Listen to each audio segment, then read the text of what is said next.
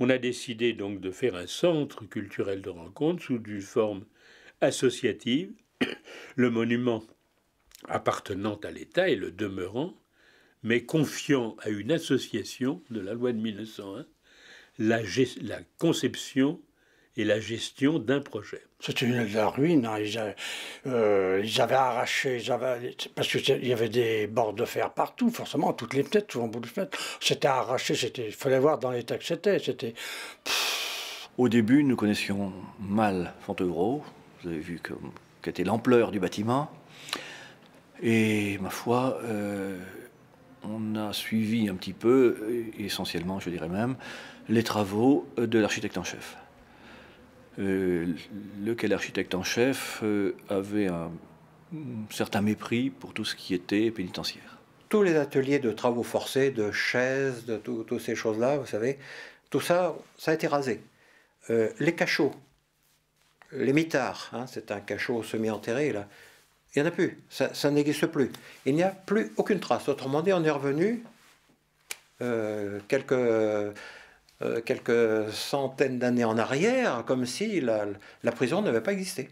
Bien sûr que ça posait problème. Et en même temps, le fait qu'un lieu de souffrance et d'exclusion puisse redevenir un lieu de prière, de ferveur et de rassemblement, c'était sans doute un formidable pari, mais tellement dans la ligne d'une politique culturelle moderne. Dès mon entrée dans l'équipe du Centre culturel de l'Ouest, je me suis retrouvé à côté de prisonniers qui étaient là, des prisonniers en fin de peine en général, qui étaient dans le centre de détention de la Madeleine, petit centre de détention de Fontevraud, et donc qui travaillaient, qui m'aidaient. Et ça a été aussi pour moi la découverte que Fontevraud avait été une grande prison et était encore une prison à l'époque. Si vous voulez, il y a deux sortes de travaux possibles. Il y a les travaux qui ont été faits par les prisonniers et les travaux qui ont été faits par des entreprises. Alors, les travaux pour les prisonniers, j'allais les chercher tous les matins à la porte de la Madeleine, où était la prison.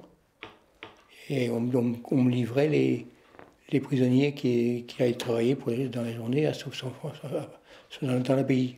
C'était des fins de peine, les ouvriers, les prisonniers, là. Ils n'étaient pas... fallait pas être copain avec eux, mais enfin bref, ils travaillaient, l'entreprise s'était entendue avec eux. Les prisonniers avaient refait les jardins à peu près comme à l'époque. Hein. Quand je suis rentré, moi, les jardins étaient faits.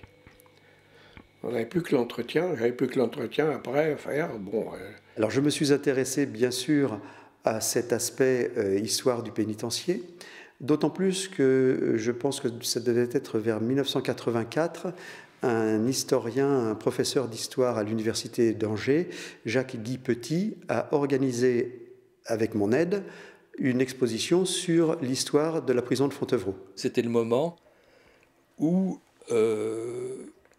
le centre culturel démarrant, il commençait évidemment à se rendre compte qu'il n'y avait pas eu, on le voyait bien, ça se voyait dans les murs, mais qu'il ne s'agissait pas de valoriser uniquement la période abbatiale, les abbesses royales et les autres, celles d'avant, donc l'Ancien Régime, mais que ce qui avait existé, la prison, ça avait existé quand même pendant plus de 150 ans, et qu'il fallait en tenir compte. La doctrine même des monuments historiques a un petit peu évolué, en prenant en compte toute l'histoire d'un monument. Et en essayant, parce que ce n'est pas toujours possible non plus, parce qu'il faut que le monument soit également compréhensible par le public, en essayant de sauvegarder le maximum de traces, du moins de ce qui restait à ce moment-là, de l'époque pénitentiaire. Malgré cette absence de traces physiques, quand même, vous avez rencontré des gens qui sont revenus voir, quoi. Oui, réponse oui. Et ces gens-là ont dit, c'est scandaleux. Il n'y a même pas une plaque qui a été posée pour rappeler notre malheur, là, oui, avant que la plaque soit mise. Hein. Ils venaient pour voir quelque chose et ils ne trouvaient plus rien. On a mis environ 10 ans à classer l'ensemble des dossiers, des détenus et des gardiens. C'est fait maintenant. Donc on a une base de données là-dessus et on peut facilement retrouver un dossier de prisonnier. Alors finalement, on a pu faire notre cérémonie, une cérémonie importante, dans laquelle on a dévoilé une plaque qui dit « dans cette abbaye », etc. Vous connaissez la phrase, qui rappelle qu'il y a eu 10 otages fusillés et 15 personnes sont mortes de faim et de maladie. Je crois que c'est le rôle de l'historien, pour le coup, c'est aussi de dire voilà ce qui s'y est passé. Il n'y a pas eu que des résistants dans cette prison, il y a eu aussi des petits malfrats, et ils ont vécu comme ça là.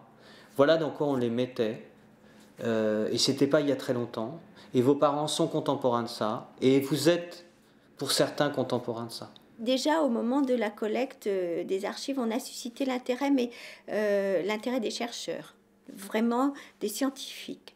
Et puis, depuis une bonne quinzaine d'années, là, c'est l'intérêt du public dans un aspect de mémoire personnelle. Je me suis rendu compte que non, que dans le village, en fait, ce lieu qui pour les touristes est une abbaye s'appelle la centrale, et que si on veut parler, si on veut travailler sur la question de l'appropriation d'un monument, ou en tout cas son ancrage dans le territoire et dans le vécu, dans l'imaginaire de la population qui forme ce territoire, il était absolument essentiel de travailler sur la question de la prison.